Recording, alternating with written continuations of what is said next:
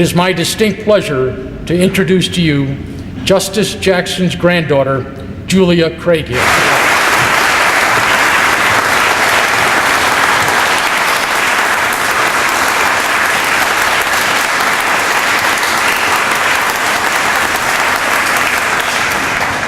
Thank you very much. Good morning, and thank you for inviting me to speak on this joyous occasion. Naming this building for my grandfather is a wonderful tribute, and I am particularly honored as an architect to be here speaking on behalf of our family, including my brother Tom Loftus and his wife Phyllis, who are sitting right here.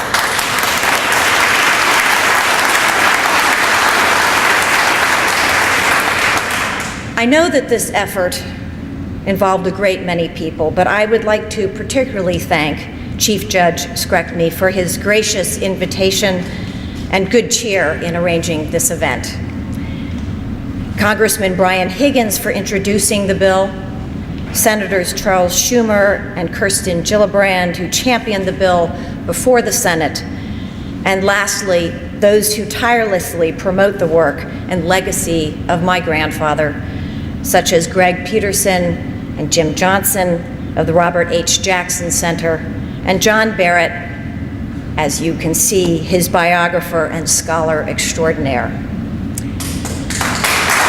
Thank you very much. So contrary to the speakers that have preceded me, I will attempt to give a glimpse of Robert H. Jackson, the man, apart from his career. I never met my grandfather.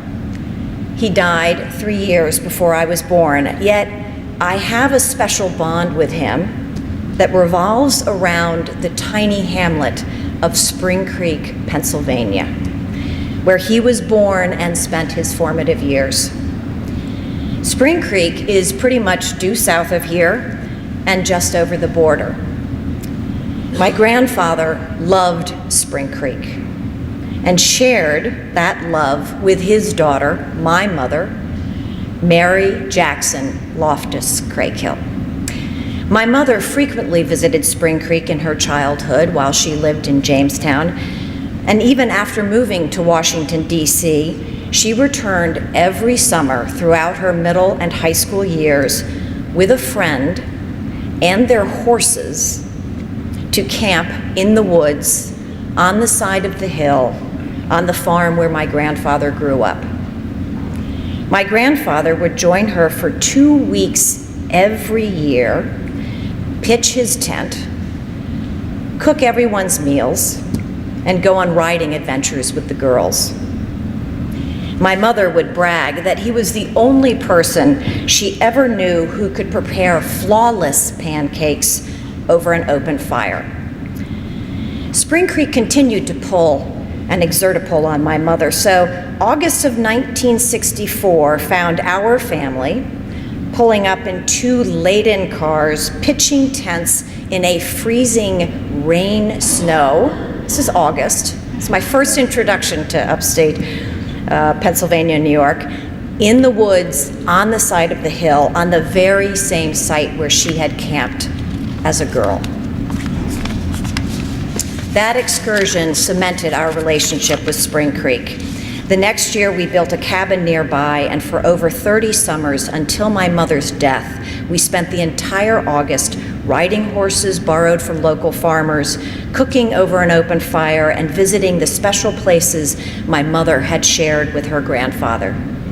And every few years, my dad and I would get up early. He would masterfully create a slow-burning fire, and we would try to recreate those mythical pancakes. Unfortunately, the results were rarely even edible.